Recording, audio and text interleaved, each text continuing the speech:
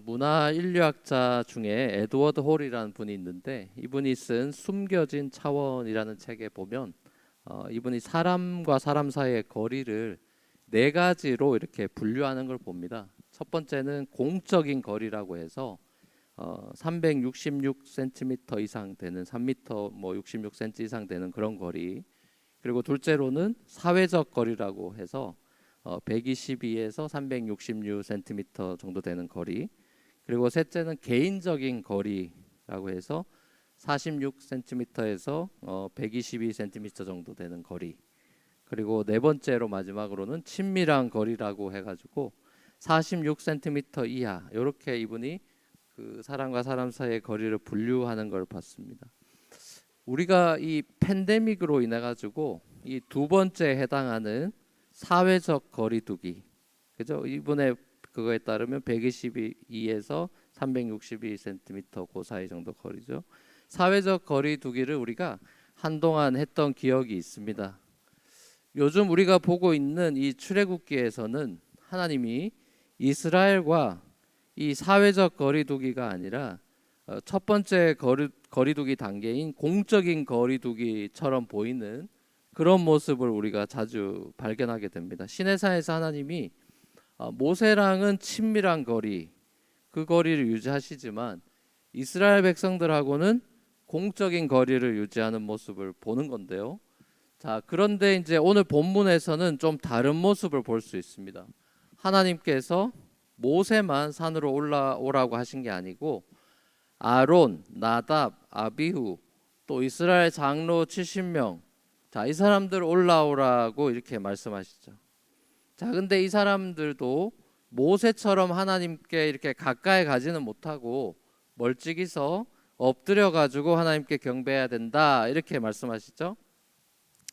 그러니까 산 꼭대기에는 모세 혼자만 올라와야 된다, 이렇게 말씀하십니다. 그러니까 죄인된 인간이 하나님과 다시 이렇게 화목하게 되는 데는 절차와 시간이 필요하다는 걸 보여주는 거예요. 아직은 아니라는 거죠. not yet이라는 거죠. 그렇죠?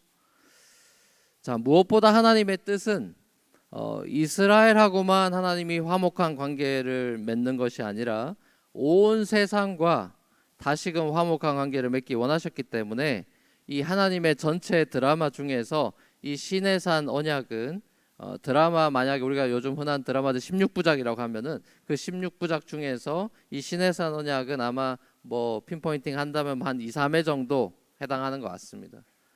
물론 여기에도 많은 이 복성과 암시가 깔려 있는 거겠죠. 우리가 잘 알다시피 이 회복이라고 하는 거는 그렇게 쉽게 이루어지지 않습니다. 병이 깊으면 깊을수록 치료되고 회복되는 데는 시간이 많이 걸립니다. 온 세상이 죄로 인해서 심각한 영적인 질병에 걸려 있는데 이 죄의 문제라는 것이 그리 간단하게 하루아침에 끝나지 않죠. 코로나 바이러스라는 것이 이게 질기고 오래 가가지고 팬데믹이 도대체 언제 끝날지 모르는 아직도 애매한 이런 시간 속에서 이 작은 바이러스가 온 세상을 멈추게 하고 이렇게 괴롭히는 걸 우리가 경험하면서 온 세상에 퍼져 있는 훨씬 더 심각한 질병이 죄의 문제라고 하는 것은 훨씬 더하구나, 이런 걸 느끼게 되죠.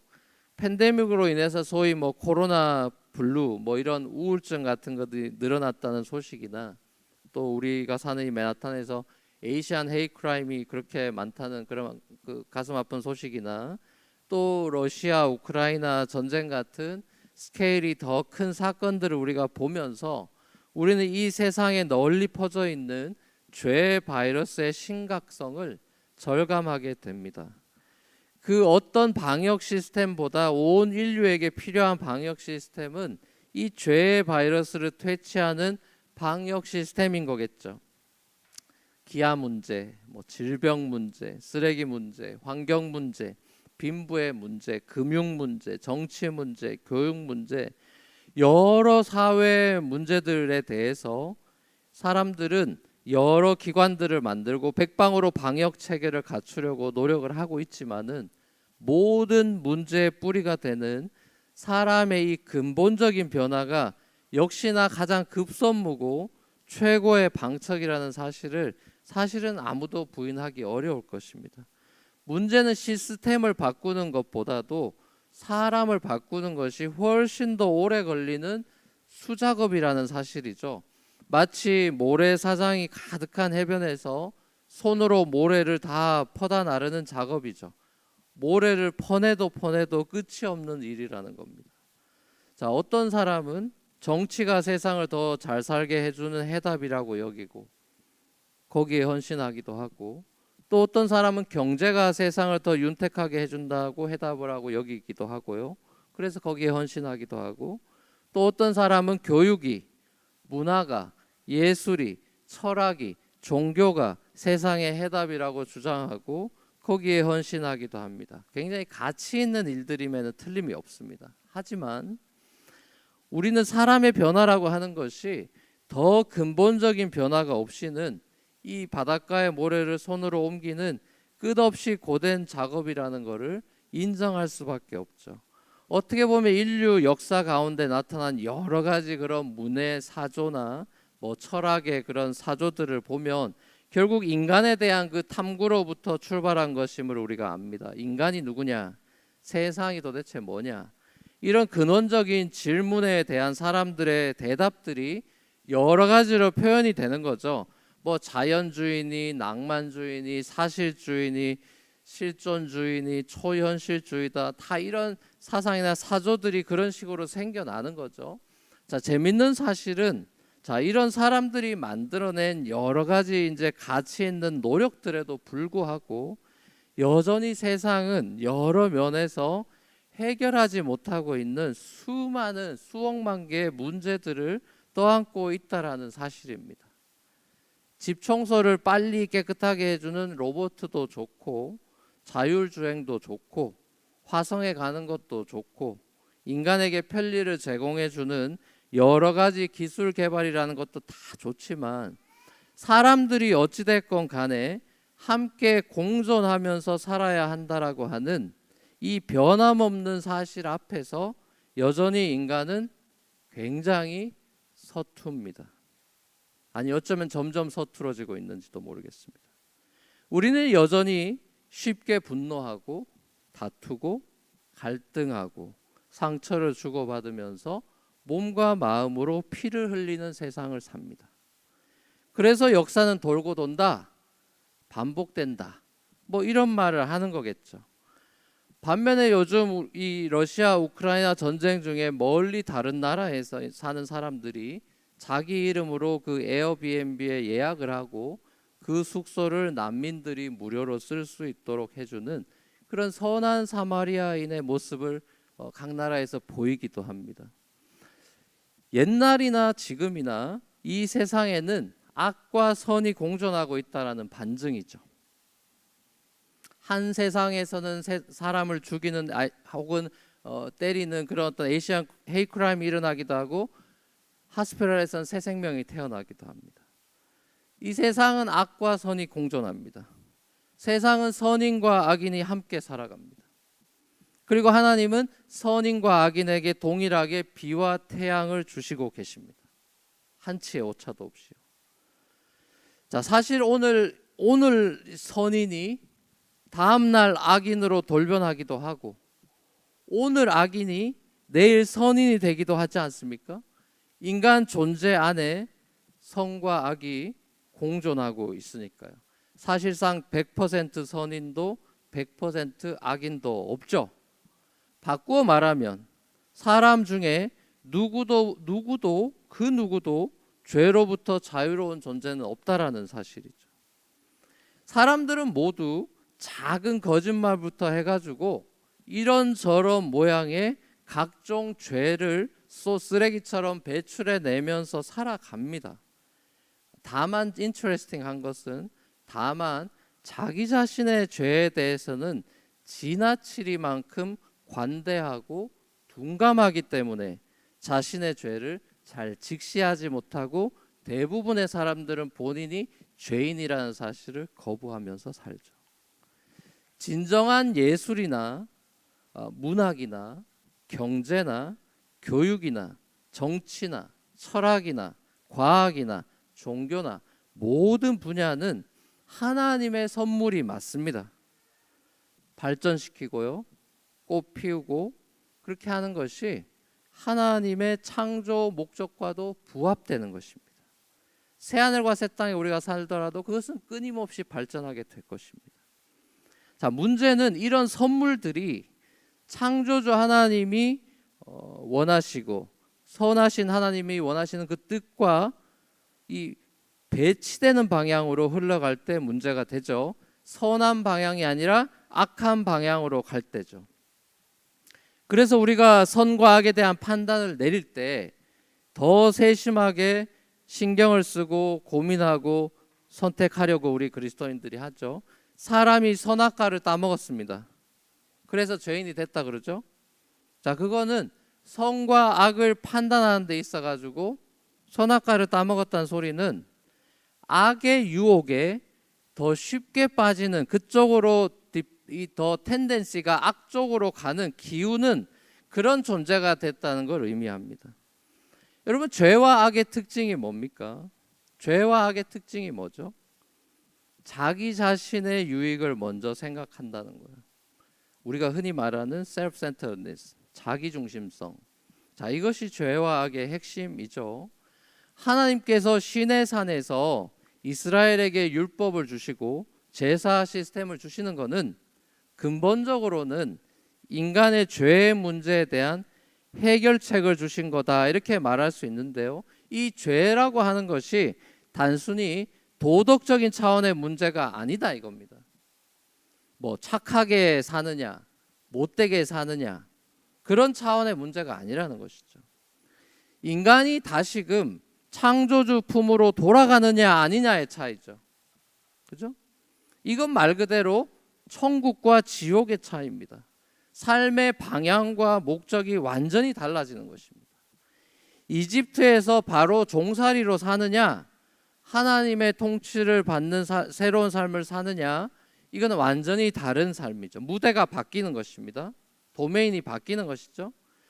자, 어떤 사람들은요, 교회를 다니는 것을 다니지 않는 것보다는 좀 더 괜찮은 옵션이다 생각합니다.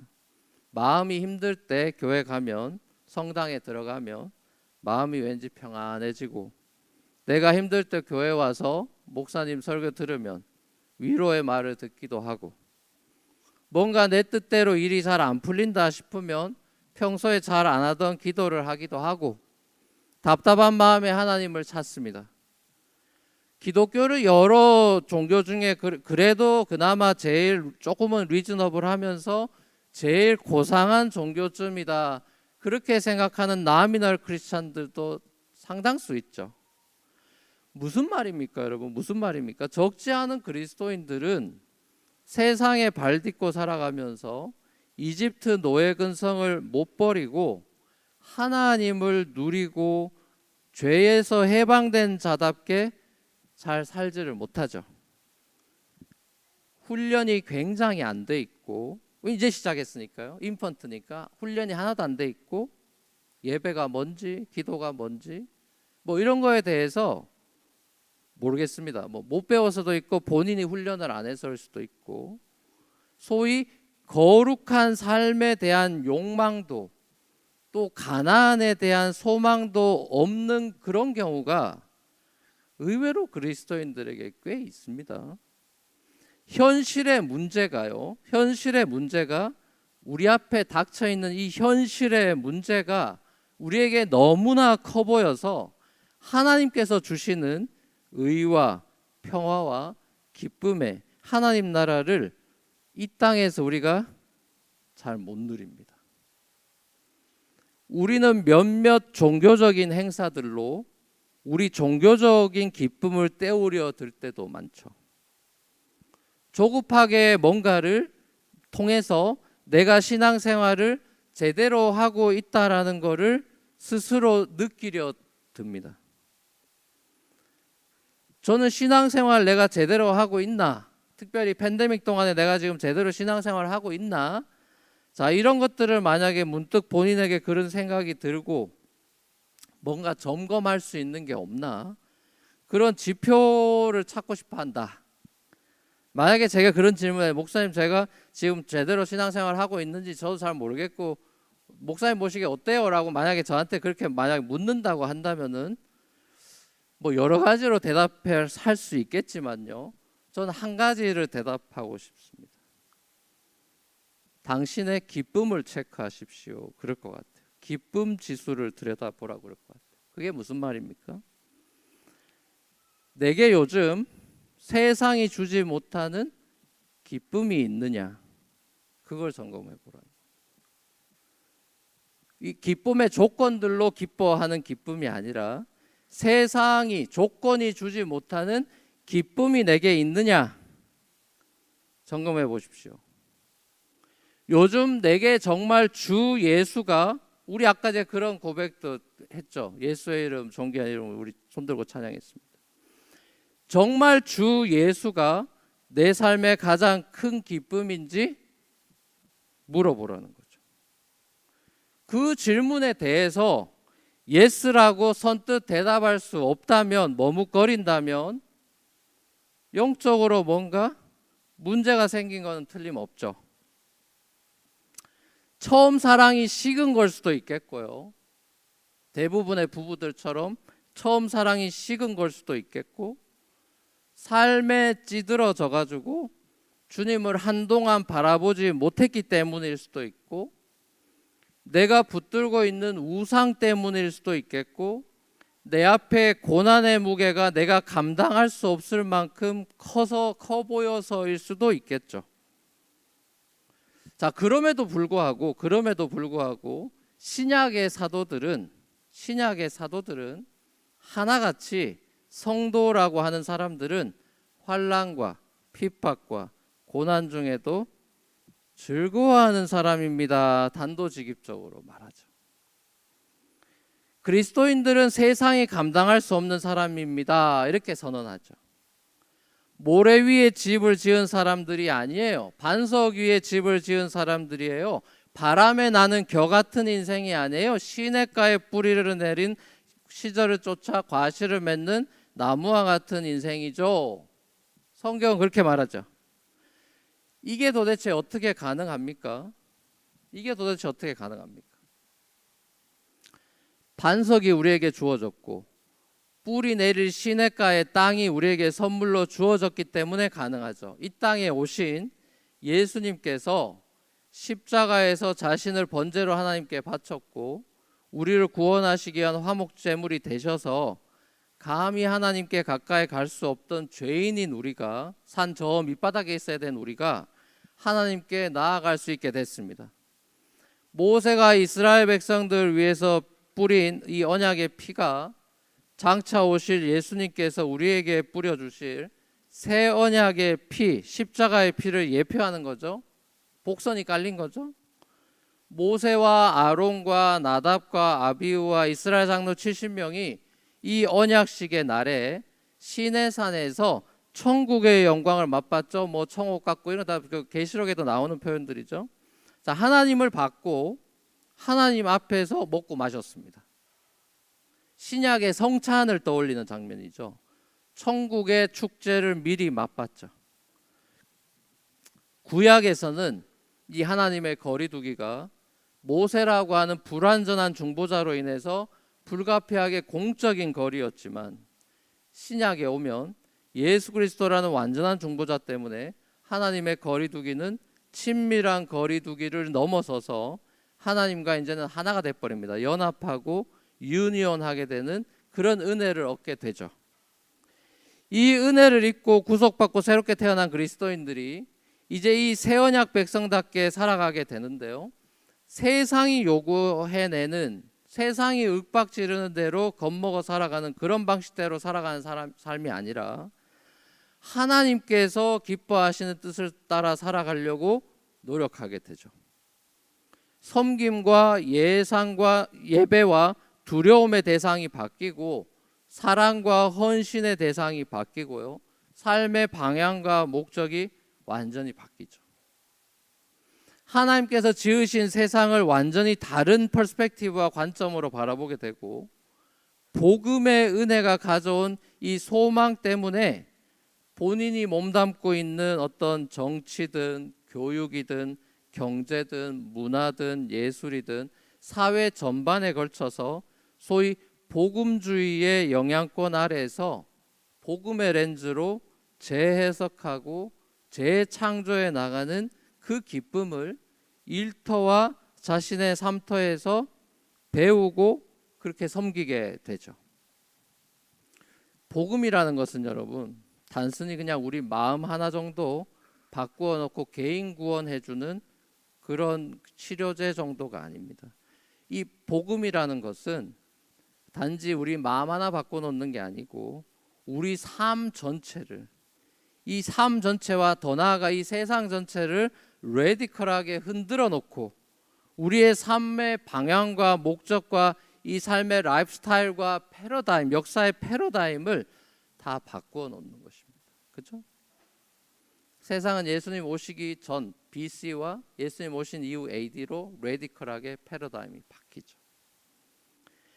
복음주의자는요, 우리가 복음으로 살아서 우리가 하나님의 나라를 이 땅에 완성해야 된다라고 그런 패기로 살아가는 사람들이 아닙니다. 우리가 뭐라고 세상을 바꾸겠습니까? 우리가 복음에 순종하며 살아갈 때 하나님께서 당신의 역사를 써내려가죠. 모세가 순종해야 출애굽이니 뭐니 다 되는 거. 하나님이 하시는데 통로로 쓰임 받는 거죠. 하나님의 나라를 하나님께서 완성할 것을 소망하며 살죠. 내 인생과 이 세상 역사에 있어서 이 주어가 바뀌죠. 내가에서 하나님이, 우리가에서 하나님이로 우리 스테이트먼트의 주어가 바뀝니다. 만약 장차 완성될 새하늘과 새 땅에 소망이 없다면 우리가 무엇을 위해서 헌신하고 살아갈 수 있겠습니까? 어차피 없어져 버릴 세상이라고 한다면은 우리가 왜 그토록 무언가에 헌신하면서 살아야 됩니까? 복음은요, 우리에게 살 희망, living hope, 살아갈 희망, 그리고 산 소망을 전해준 기쁜 소식이고요. 우리는 복음이 주는 소망 안에서 이 세상이 그리스도 안에서 하나님과 다시 reconcile 하게 되는, 화목하게 될 그 궁극적인 구원의 모습을 상상하고 내다보면서 그 영원한 나라를 위해서 오늘을 살아내는 것이죠. 그게 믿음의 실력입니다. 믿음이라는 건 소망과 결부되어 있습니다. 소망을 뺀 믿음은 없습니다. 믿습니다로 되는 게 믿음이 아니고, 믿음이라는 건 소망과 떨어지면 힘을 잃어버립니다. 믿음은 소망과 붙어서 실력을 발휘해내는 거예요. 사랑하는 우리 뉴프론트 교회 성도 여러분, 하나님은요, 기쁨의 동산 에덴을 잃어버린 이 세상에 당신의 백성들을 그 잃어버린 에덴을 회복하고 더 나아가서 온 세상을 더 나은 이 새 에덴으로 바꾸어 가시는 창조주, 새 창조의 하나님이십니다. 우리가 요즘 여기저기에서 이 개나리들이 많이 폈더라고요. 개나리가 먼저 봄의 소식을 알리는 그런 계절을 우리가 보내고 있습니다. 추운 겨울을 이겨내고 꽃망울을 터뜨리는 수많은 나무들이 하나님의 생명을 변함없이 드러내고 뽐내고 있습니다. 팬데믹으로 움츠러들어 있는 우리의 영혼에도 꽃이 피는 봄의 계절이 와야 되지 않겠어요? 우리 영혼의 꽃이 다시 활짝 핀다는 것은 뭐겠습니까? 우리가 내 인생에 살 소망, 살 희망을 다시 찾게 된다는 말이죠. 왜 살아야 되는지, 무엇을 위해 살아야 되는지 그 소망이 다시 핀다는 거예요. 팬데믹이 우리에게 빼앗아 간 것이, 여러분 잘 생각해 보면 팬데믹이 우리한테 뭘 뺏어간다, 뭐 뺏겼다 이런 생각 많이 하시죠? 팬데믹이 우리에게 뺏어간 것이, 여러분들은 아마 평범한 일상이다 생각하겠지만은 저는 그렇게 생각하지 않습니다. 팬데믹이 우리에게 뺏어간 건요, 평범한 일상이 아니고, 그래서 우리는 평범한 일상으로 되돌아가는 정도의 소망으로 축소되면 안 되고요. 우리의 소망은 moving backward가 아니고 moving forward입니다. 미래를 향해서, 가나안을 향해서 소망을 품고 걸어가는 것이죠. 하나님이 펼치실 새 역사를 바라보는 것이죠. 옛날로 돌아가자. 무슨 뭐 옛날이 좋았다느니. 그게 다 이스라엘 백성들이 틈만 나면 하는 소리입니다. 우린 그런 사람들 아니죠. 하나님이 우리에게 펼치실 더 크고 놀라운 소망을 바라보십시오.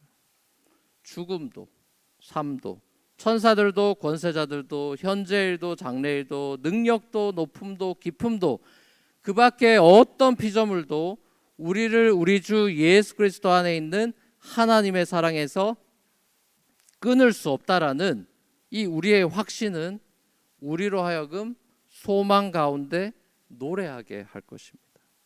내 원수들이 보는 앞에서 내게 잔치상을 차려주시고 내 머리에 기름을 부어주셔서 나를 귀한 손님으로 맞아주시니 내 잔이 넘치나이다 고백했던 다윗의 고백처럼 하나님과의 공적인 거리두기로 멀찍이 살아가는 삶이 아니라 친밀한 교제로 초대하시고 우리와 유니언하며 의와 평강과 기쁨을 누리고 소망 가운데 살아가기를 원하시는 하나님의 마음을 깨달아서 하나님과의 친밀한 교제 가운데 진정한 기쁨과 소망 가운데 살아가시는 저와 여러분 되시기를 우리 주님의 이름으로 간절히 축원합니다.